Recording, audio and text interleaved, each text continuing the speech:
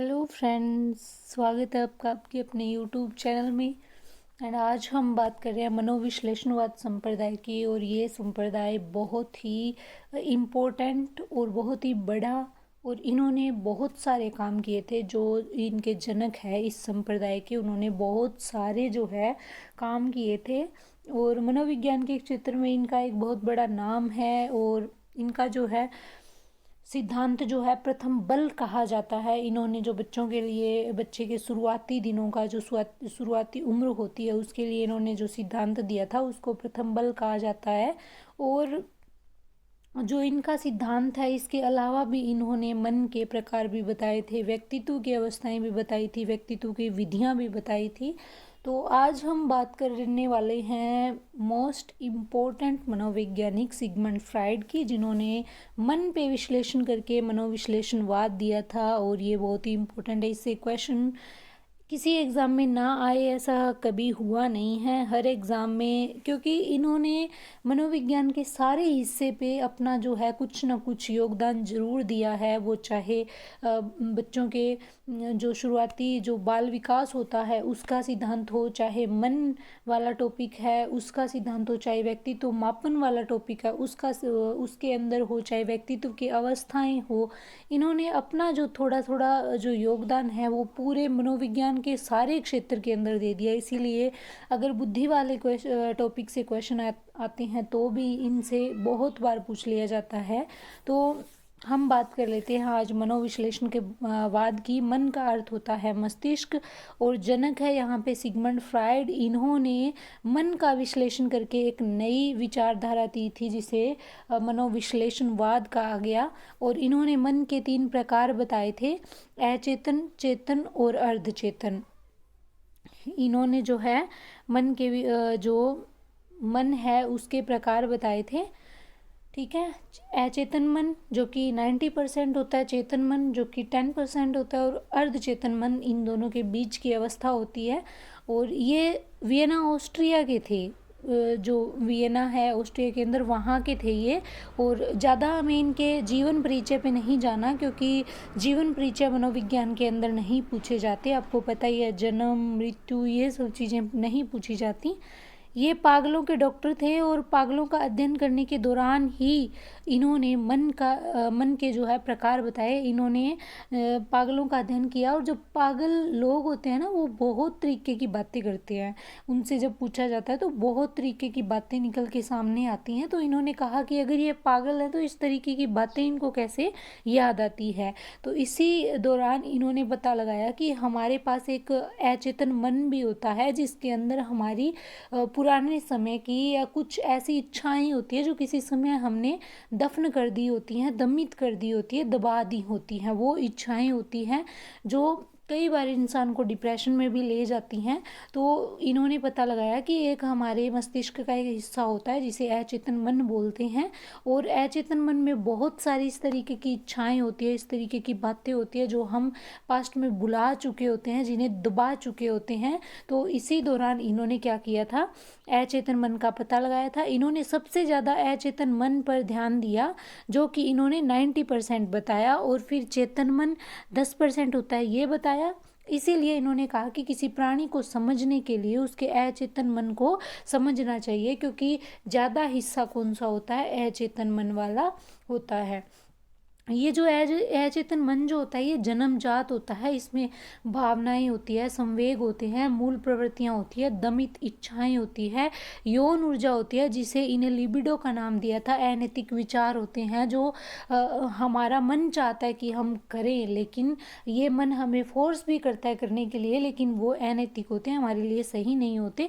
असामाजिक और अमर्यादित मन होता है, ये अपने सुख के लिए, अपनी इच्छा के लिए ये कुछ भी कर सकता है। तो अचेतन मन में क्या क्या होता है, भावना, संवेग, मूल प्रवृत्तियां, दमित इच्छाएं, यौन ऊर्जा, अनैतिक विचार, असामाजिक और अमर्यादित मन होता है ये। फिर आता है अर्धचेतन मन, और ये जो होता है अर्धचेतन मन ये अर्जित होता है, ये कार्यपालक होता है, ये कार्य करता है। ये किस तरीके का कार्य करता है, ये चेतन मन के हिसाब से कार्य करता है। और ये अचेतन मन की जो इच्छाएं होती है, दमित इच्छाएं होती है, जो बार बार बाहर आने का प्रयास करती है, ये उन्हें रोक के रखता है। जब तक इसका कंट्रोल होता है, जब तक इसका बस चलता है, तब तक ये उन इच्छाओं को रोक के रखता है। ये अचेतन मन और चेतन मन के बीच में एक, जैसे होता है ना कि ऐसे कुछ डिब्बे होते हैं जिनके ऊपर वाले हिस्से में हम कुछ और डाल देते हैं, नीचे वाले हिस्से में कुछ और डाल देते हैं। तो ऊपर से खोल के ऊपर वाली चीज़ निकाल सकते हैं और नीचे की तरफ से खोल के नीचे वाली चीज़ निकाल सकते हैं। और बीच में जो है वो दोनों चीज़ों को अलग अलग रखने वाला एक पार्ट लगा होता है, एक यूं कह लो एक प्लेट सी लगी होती है। तो ये अर्धचेतन मन बिल्कुल उस तरीके का काम करता है, जैसे कुछ इस तरीके का एक डिब्बा है, बीच में ये एक लाइन है, ऊपर कुछ और डाल सकते हैं और नीचे वाले पार्ट में कोई और चीज़ डाल सकते हैं। तो ये वाला हिस्सा जो होता है ये अर्धचेतन मन की तरह होता है। तो अर्धचेतन मन बिल्कुल इसी तरीके से काम करता है कि अचेतन मन की जो इच्छाएं होती है वो नीचे नहीं आने देता, चेतन मन में नहीं आने देता, दबा के रखता है, बाहर नहीं आने देता। चेतन मन जो होता है ये भी अर्जित होता है और ये एक नैतिक कमांडर होता है, मतलब एक पुलिस वाले की तरह काम करता है। ये अचेतन मन की जो इच्छाएं होती हैं ना, उनको ये पूरा नहीं, मतलब अनैतिक इच्छाओं को ये पूरा नहीं करने देता। ये जो है उन इच्छाओं को ये उसे निर्देशित करता है कि तुझे ये काम नहीं करना, ये गलत है, ये तेरे व्यक्तित्व के लिए सही नहीं है। फिर आते हैं, ये तो थे मन के प्रकार। इन्होंने व्यक्तित्व के प्रकार भी बताए थे, भी किस तरीके का आदमी जो है वो, जिसमें जो व्यक्तित्व है वो किस तरीके के होते हैं, क्योंकि व्यक्ति जो है अलग अलग प्रकार के होते हैं। अगर जी किसी के अंदर अहम है, इदम है, ईगो है, सुपर ईगो है, तो अलग अलग किस तरीके के होते हैं। तो सबसे पहले आता है इदम, ठीक है, तो ये जन्मजात होता है। उसके बाद आता है ईगो, ये अर्जित होता है। और सुपर ईगो ये होता है, ये भी अर्जित होता है। ये परम अहम होता है, जो नैतिक होता है, पूरी तरह से जो है भगवान के टाइप का जो आदमी होता है ना, वो होता है। और ये जो होता है ना, ये मनुष्य को बहुत ही अपने सुख के लिए, अपने आनंद के लिए काम करता है। ये वास्तविक होता है, वास्तविकता में जीने वाला होता है। फिर हम पढ़ लेते हैं कि भावना, संवेग, मूल प्रवृत्तियाँ ये क्या होती है। तो भावना जो है आंतरिक रूप से प्रकट होने वाला विचार जो है वो भावना होती है, जो हमारे अंदर है, जो किसी को नहीं कहते हैं ना, आप मेरी फीलिंग्स नहीं समझ रहे, तो वो फीलिंग जो होती है ना, जिसको महसूस किया जाता है, वो होती है भावना हिंदी में। और ये आंतरिक रूप से प्रकट होती है, ये हमें ही पता होती है, हम दूसरों को नहीं समझा सकते करेक्ट वर्ड्स के अंदर कि एक्चुअल में हम कहना क्या चाहते हैं। संवेग क्या होते हैं, अगर भावना का बाह्य रूप प्रकाशित हो जाए तो संवेग बन जाते हैं। हमारे अंदर किसी के लिए क्या है, किसी के लिए हमारे अंदर गुस्सा है, गुस्से की भावना है, तो वो दिखाई नहीं देगी, लेकिन जब हम बाहर निकलकर उसके ऊपर जो है अटैक करेंगे, ऐसे मतलब युद्ध के जैसी स्थिति बनाएंगे, उसको मारेंगे, तो वो होगा संवेग। तो संवेग जो है बाहर दिखेगा भी, आदमी क्या कर रहा है पता चलेगा। ऐसे हम आंखें लाल हो जाएगी, इस तरीके का कुछ बिहेव करेंगे तो उसे पता चल जाएगा कि इसके मन में गुस्से की भावना थी जो इसने निकाल दी है, तो वो हो जाता है संवेग। मूल प्रवृत्ति क्या होती है, ये जन्मजात होती है, विचारों का क्रियात्मक रूप होती है मूल प्रवृत्ति। और ये जन्मजात होती है हमेशा, बच्चे जो होते हैं ना शैशवावस्था में, तब उनका व्यवहार जो है मूल प्रवृत्त्यात्मक होता है। जैसे उसका जो है बच्चा दूध पीता है, खाना खाता है, सोता है, हंसता है, रोता है, इस तरीके की जो मूल प्रवृत्ति होती है वो उसकी, और उसका व्यवहार भी मूल प्रवृत्त्यात्मक होता है। दमित इच्छाएं क्या होती हैं, जो इच्छा मर गई हो, जिसको हमने दबा दिया हो। सभी इच्छाएं भूतकाल की होती हैं, यानी पास्ट की होती हैं, और पूरी नहीं होती है, अचेतन मन के अंदर चली जाती है। कई बार ऐसी कुछ इच्छाएं होती है जो हम पूरी नहीं कर पाते, तो हम उन्हें अपने जो है अचेतन मन है उसमें डाल देते हैं ताकि वो हमें परेशान ना करे। लेकिन फिर अगर कभी ज़िंदगी में हम उस सिचुएशन में वापस आते हैं, वो जगह, वो टाइम अगर हम याद कर लेते हैं, तो वो अचेतन मन वाली इच्छाएं जो है वापस से हमारे अंदर आने लगती हैं। ठीक है, तो इन्होंने 3 नियम बताए थे व्यक्तित्व के, जो ईगो और सुपर ईगो इन्होंने बताया था। तो उसके हिसाब से इन्होंने 3 नियम बताए थे कि जो अचेतन मन है वो किस पे काम करता है, चेतन मन किस पे काम करता है, अर्ध चेतन मन किस नियम पे काम करता है। तो इन्होंने 3 नियम बताए थे। सबसे पहले आनंद का नियम, जो कि अचेतन मन 90% होता है ना, ये आनंद के सिद्धांत पे काम करता है। इसको जो भी करना होता है ना अपने सुख के लिए, अपने आनंद के लिए, अपने रिलैक्सेशन के लिए करना होता है, ये वही काम करता है जिससे इसको सुख मिले। इसके मन में भयंकर इच्छाएं उठती हैं जिनको ये पूरा करना चाहता है ताकि ये अपने मन की संतुष्टि पा सके। फिर वास्तविकता का नियम, अर्धचेतन मन जो है ये वास्तविकता के नियम पे काम करता है। ये 0% होता है, खाली बस इसका काम होता है अचेतन मन की इच्छाओं को बाहर ना आने देना। ये वास्तविक स्थिति पे काम करता है। ये अचेतन मन की जो गलत, अनैतिक, अमर्यादित इच्छाएं जब बाहर निकलना चाहती है तो ये उसे रोकता है, उसे वास्तविकता से अवगत करवाता है कि ये इच्छाएं बाहर नहीं आनी चाहिए, नहीं तो तू बर्बाद हो जाएगा, तेरा जो है तू खुद के साथ गलत कर बैठेगा। तो ये उसे वास्तविकता से परिचित करवाता है। ठीक है, तो इसीलिए अर्धचेतन मन जो है वास्तविकता के नियम पर काम करता है। फिर आता है नैतिकता का नियम। चेतन मन जो होता है वो 10% होता है, ये नैतिक मूल्यों पर आधारित होता है। जब अर्धचेतन मन जो अचेतन मन है उसको ये बताता है कि अगर तू ऐसा करेगा तो ऐसा हो जाएगा, अगर तूने चोरी की तो पुलिस आ जाएगी, वो उसे वास्तविकता बता रहा है। लेकिन चेतन मन है ये क्या करेगा, ये फिर उसे बताएगा चोरी करना बुरी बात है, चोरी करेगा तो तुझे लोग दुत्कारेंगे, तुझे धिक्कारेंगे, तुझे जो है अच्छा नहीं मानेंगे। तो इस तरीके से ये उसे नैतिक मूल्यों से अवगत करवाता है। अब अचेतन मन को पूरी तरह से पढ़ लेते हैं कि अचेतन मन जो है वो 90% हिस्सा होता है। छोटे बच्चों में इसकी प्रधानता होती है। आपको पता है ना, छोटे बच्चों को जो भी काम करना होता है वो बस अपनी संतुष्टि के लिए करते हैं। और अचेतन मन में होता क्या है, मूल प्रवृत्तियां होती हैं, ठीक है, भावनाएं होती है, संवेग होते हैं। तो छोटे बच्चे कैसा व्यवहार करते हैं, मूल प्रवृत्त्यात्मक व्यवहार करते हैं। उन्हें सब चीज़ें अपने आनंद के लिए चाहिए होती हैं। अगर उनको कहीं सुसु करना है तो वो करेंगे, अगर उन्हें कहीं पे भी मिट्टी में खेलना है तो वो खेलेंगे, क्योंकि उससे उन बच्चों को उसमें आनंद आ रहा है। तो अचेतन मन जो है आनंद के सिद्धांत पर काम करता है, आनंद के नियम पर चलता है। इसे हर समय सुख चाहिए होता है। बार बार इसके जो है इस मन में, ये जो मन का हिस्सा होता है इसमें इच्छाएं उठती हैं, कुछ खाने की, कुछ करने की होता है, मैं ये कर लूँ, मैं ये कर लूँ, मतलब ये सिर्फ अपने सुख के लिए काम करता है। दमित इच्छाओं का भंडार गृह होता है। कई इच्छाएं ऐसी होती हैं जिन्हें अर्धचेतन मन बाहर नहीं आने देता और उन इच्छाओं को हमें दबाना पड़ता है। तो वो सारी इच्छाएं इसी मन में होती है, ये जन्मजात होता है और ये विद्यार्थियों के लिए महत्वपूर्ण है। अब विद्यार्थियों के लिए महत्वपूर्ण क्यों है, क्योंकि विद्यार्थियों को बहुत सारी ऐसी चीज़ें होती है जो कुछ टाइम के बाद याद करनी पड़ती है। अगर वो उनको सेव कर लेगा है अचेतन मन में तो उसकी मेमोरी बहुत बड़ी हो जाएगी और वो कभी भी चीज़ों को याद कर पाएगा।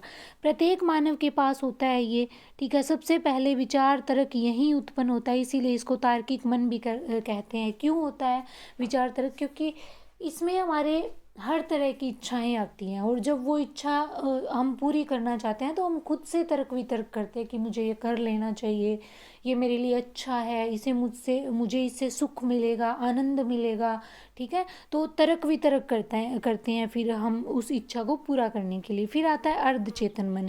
ये अर्जित होता है, वास्तविकता के नियम पर काम करता है। ये वास्तविक स्थिति बताता है। जैसे अचेतन मन में एक इच्छा उठी कि तू चोरी कर ले, चोरी से तुझे धन मिलेगा और अच्छा भी लगेगा, तो ये उसे वास्तविक स्थिति बताएगा कि अगर तूने चोरी की तो पुलिस आ जाएगी और तुझे पकड़ के ले जाएगी। ये सम विषम दोनों स्थितियां बताता है। ये उसके फायदे भी बताता है और नुकसान भी बताता है। ये अर्धचेतन मन जो बीच में एक डांट का कार्य करता है, एक ऐसा काम करता है, अवरोध का काम करता है, एक बैरियर का काम करता है, बाधा का काम करता है। ये बाहर नहीं आने देता उस इच्छा को। ये उसके फायदे भी बताता है। उसे बताता है कि अगर तूने चोरी की तो तुझे धन मिलेगा, ये सही बात है, लेकिन विषम जो गलत बात ये है कि पुलिस आ जाएगी और फिर तुझे पकड़ के ले जाएगी। तो अर्धचेतन मन है ये समय का ज्ञान देता है। ये बताता है कि तुझे इतनी देर अगर तूने इसमें लगाई तो तुझे ये नुकसान होगा, इस तरीके से ये अवगत करवाता है। ये बीच का मन होता है, मैंने पहले ही बता दिया, 0% होता है। ये बस खाली बैरियर का काम करता है। अचेतन व चेतन के मध्य की अवस्था है।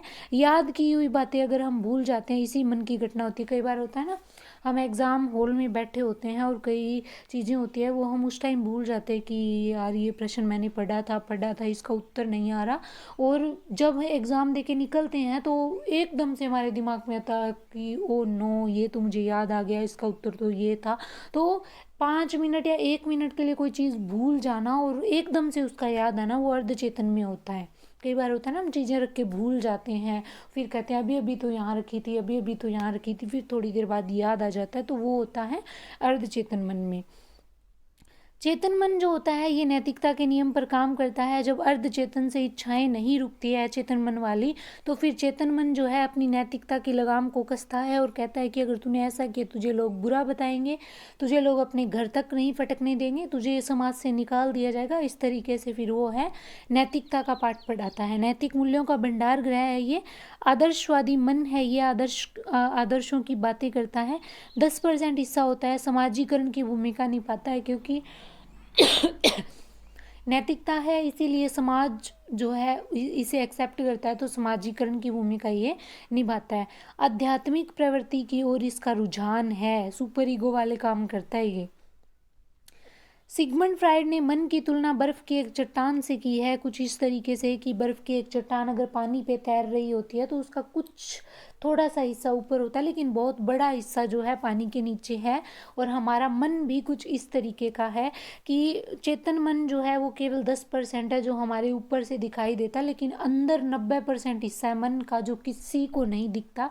वो खाली हमें पता होता है कि उसके अंदर, हमारे अंदर क्या क्या चल रही है, किस तरीके की भावनाएं हैं। तो चेतन मन जो होता है ये अच्छाई, और अच्छाई 10% ही होती है बंदे के अंदर चेतन मन में, जो ऊपर दिखती है, जो लोग देख पाते हैं और उसके लिए हमें अच्छा भी बताते हैं, लेकिन हमारे अंदर क्या चल रहा है किसी को नहीं पता होता। सारे गंदे विचार, दमित इच्छाएं होती हैं इसके अंदर। और फिर ये बीच वाला हिस्सा जो होता है ये अर्ध चेतन मन होता है, जो वास्तविक स्थिति पे काम करता है। बर्फ के शिलाखंड से किया है जो पानी में तैर रहा है। बाहर जो दिखता है वह चेतन मन है और जो डूबा हुआ है वह अचेतन मन है। फिर इन्होंने व्यक्तित्व के प्रकार बताए जो मैंने पहले ही जो है आपको जिक्र कर दिया है। इदम या यह अचेतन मन से जुड़ा हुआ है। इद या इगम, इदम, इसे इड भी बोलते हैं इंग्लिश में, इड या इदम, यह अचेतन मन से जुड़ा है। अगर किसी व्यक्ति के व्यवहार में अचेतन मन की प्रधानता है, उसके व्यवहार में इदम की प्रधानता होती है। अगर वो इस तरीके का काम करता है ना, बस अपने सुख के लिए काम करता है, अपने आनंद के लिए काम करता है, बाकी सब जो है बाढ़ में, उसे जो करना होता है वो करता ही करता है, चाहे फिर उसे कुछ भी पुलिस पकड़ के ले जाए, उसे बाहर निकाल दिया जाए, उसे घर से बेदखल कर दिया जाए, लेकिन फिर भी वो अपने सुख के लिए काम करता है। तो उस व्यक्ति के व्यक्तित्व में इदम की प्रधानता होती है। ये व्यक्तित्व का एक अंग है, इच्छाओं का भंडार गृह है, छोटे छोटे बच्चों में प्रधान होता है। ये जन्मजात और आनुवंशिक है। उसके बाद में ईगो या अहम, ये अर्धचेतन मन होता है, वास्तविकता से जुड़ा हुआ होता है और ये समय की जानकारी देता है व्यक्ति को, और व्यक्ति का घनिष्ठ मित्र होता है। ये घनिष्ठ मित्र क्यों होता है? क्योंकि हमारे मित्र जो होते हैं ना वो हमें अच्छाइयाँ और बुराइयाँ दोनों बताते हैं। वो हमारा काम है कि हम अच्छाई को एक्सेप्ट करें या बुराई को, हम बुराई वाला रास्ता चूज करें या अच्छाई वाला रास्ता चूज करें। तो ये जो है परम मित्र इसीलिए होता है क्योंकि अगर कोई बंदा हमें अच्छा ही अच्छा कहेगा तो हमें ये शक हो जाएगा कि ये हमें अच्छा ही अच्छा क्यों कह रहा है, मतलब ये हमारे साथ रहने के लिए या हमें सिर्फ अच्छा ही अच्छा बता रहा है, हमारी बुराइयां तो बता ही नहीं रहा।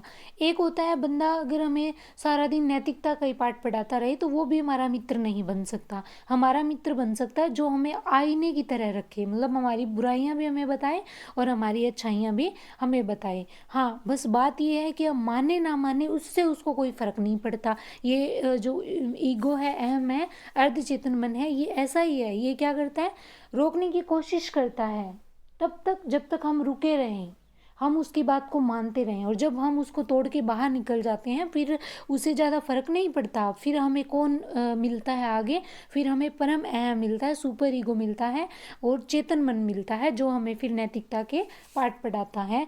तो ईगो या अहम या अर्ध चेतन मन हमारा परम मित्र होता है, व्यक्ति को बचाने का काम करता है। ये उसे बुराइयां भी बताता है, ये उसे अच्छाइयाँ भी बताता है।